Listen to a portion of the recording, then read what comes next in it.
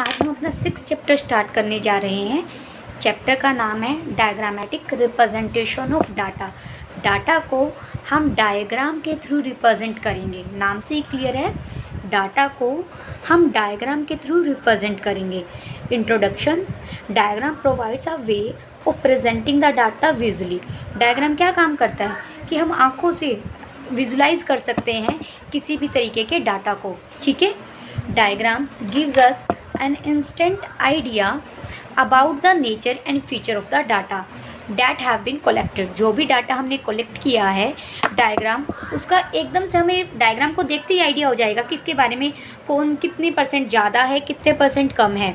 कम से कम हम ये देखकर तो बता ही सकते हैं कि इसका रेशो ज़्यादा है। ठीक है। Related to any problem, diagrammatical representation of data help us to visualize the whole meaning of the numerical facts at a glance। एक पल में हम बता सकते हैं कि किसी के न्यूमेरिकली, वही बात कह दी कि न्यूमेरिकल फैक्ट किसका ज़्यादा है किसका कम है, विजुलाइज करते ही हमें पता लग जाएगा। ठीक है। Objective of diagrammatical representation of data. Diagrams are drawn to achieve the following objectives. Diagram से कौन कौन से ऑब्जेक्टिव फुलफिल होते हैं। First, diagram makes complex statistical data readily and intelligible. जो डायग्राम है वो किसी भी सांख्यिकी डाटा को पढ़ने के लिए आसान बना देता है, स्टैटिस्टिकल डाटा को ईजी कर देता है। सेकंड है, diagrams are use to make comparison between two और more variables in very short time. बहुत थोड़े समय में हम दो या दो से ज़्यादा वेरिएबल्स का कंपैरिजन कर सकते हैं बाय डायग्राम। ठीक है। डायग्राम से इजीली आप देख सकते हैं।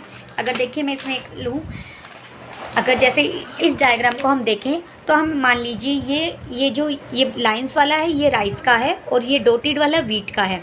तो हम 2015 में इजीली बता सकते हैं कि राइस ज़्यादा थे वीट के कंपैरेटिवली। ठीक है। जो वीट की प्रोडक्शन थी, दैट इज़ द प्रोडक्शन कम थी।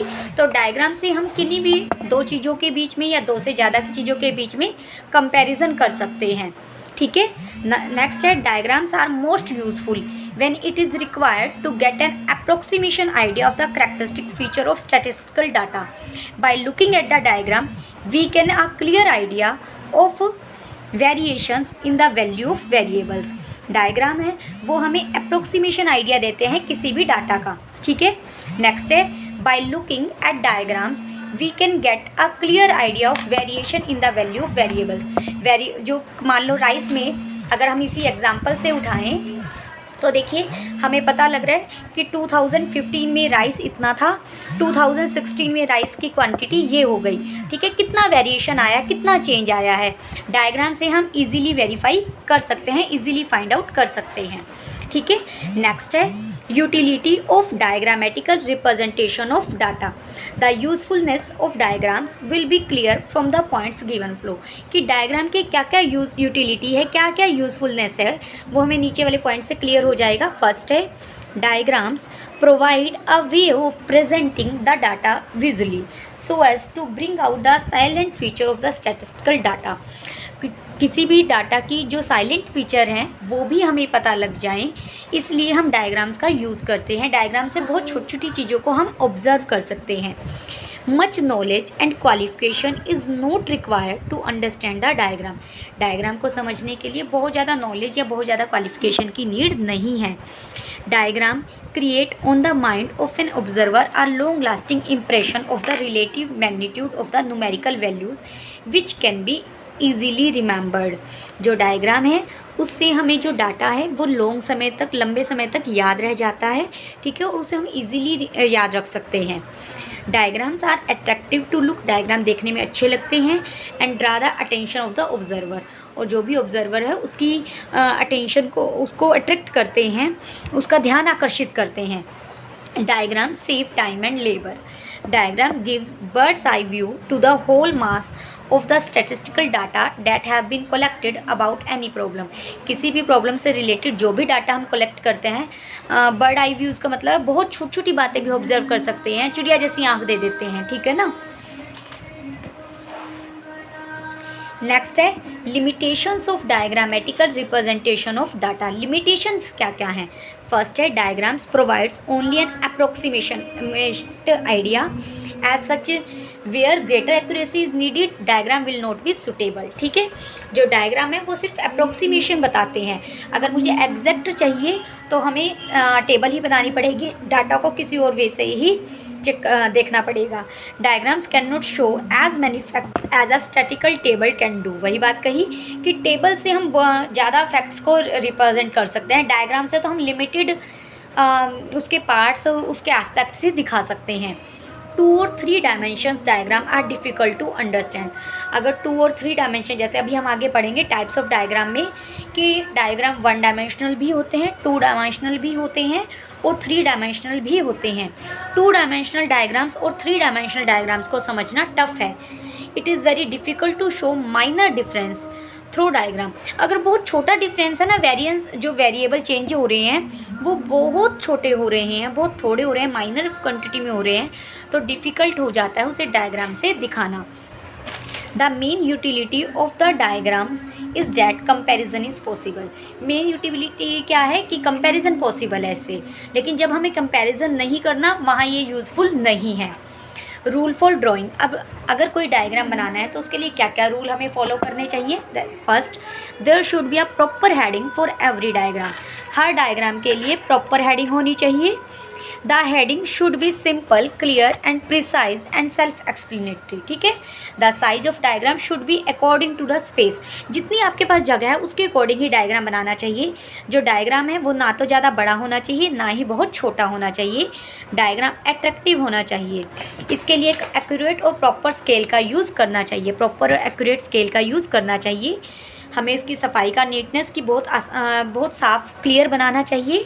Diagram must be accompanied by the original data from which is drawn। ठीक है, जहाँ डायग्राम ओरिजिनल डाटा से जिससे बनाया जा रहा है बिल्कुल उससे मैच करना चाहिए। There should be proper indicators, proper indicator use करने चाहिए। जैसे लाइन, मान लो हमें शेडेड पोर्शन दिखाना है तो आप डॉट्स यूज़ कर रहे हैं, लाइन्स यूज़ कर रहे हैं, क्रॉस यूज़ कर रहे हैं, वो प्रॉपर वे से इंडिकेशन होना चाहिए। Diagram should be simple to understand, diagram simple बनाने चाहिए। And index interpret the symbols, colours, lines as well as scales should be given if necessary. Index ज़रूर बनाना चाहिए। जैसे अभी हम जो एग्जाम्पल बार बार ले रहे थे, इस एग्जाम्पल पे यहाँ क्लियरली हमने ये मेंशन कर दिया कि जो लाइंस है वो राइस को रिप्रेजेंट कर रही हैं, जो डॉट है वो वीट को रिप्रेजेंट कर रहा है। अगर यही वो हमें नहीं देगा तो यहाँ से मुझे क्लियर ही नहीं होगा कि कौन सा बार डायग्राम राइस के लिए है और कौन सा डायग्राम वीट के लिए। तो ये इंडेक्स ज़रूर बनाना चाहिए। स्केल, जैसे ये स्केल दिया है कि 1 सेंटीमीटर 5000 टन को रिप्रेजेंट कर रहा है। ठीक है, उसके बाद है types of diagram. There are various types of diagram which can be characterized as 1 dimensional, 2 dimensional और 3 dimensional diagrams as pictographs। First है 1 डायमेंशनल डायग्राम्स कौन से होते हैं जिसमें हमें सिर्फ एक ही तरह के सिर्फ हम लेंथ का यूज़ करते हैं, ब्रेड्थ या हाइट हमें नहीं चाहिए होती। In this diagram breadth does not matter. जैसे लाइंस डायग्राम है, बार डायग्राम्स हैं, are the example of 1 dimensional diagram.